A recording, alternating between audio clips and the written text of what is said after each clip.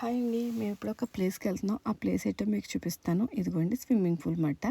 ఈ swimming pool అయితే నేను ఇన్స్టాలో చూసాను. మొన్నే ఓపెన్ అయిందంట. సరే మా అన్యమ్మకి ఇష్టం కదా వాటర్ అంటేని, మా అన్యమ్మని తీసుకెళ్దాంలే అని అయితే వచ్చాము. కానీ మా అన్యమ్మ తప్ప అందరం ఫుల్ ఎంజాయ్ చేసేసాము. ఇక్కడ అసలు ఎవరం దిగొద్దు అనుకునే వచ్చాము.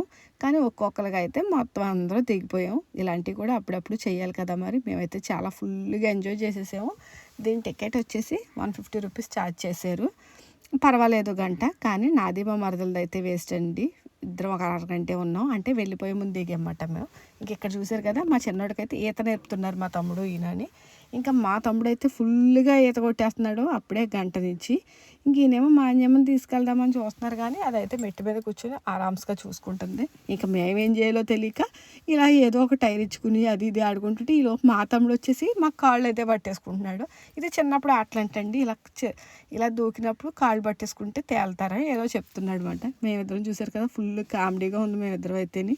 మొత్తానికి ఎలాగైతేనో ఫుల్గా ఎంజాయ్ చేసి అయితే వచ్చేసి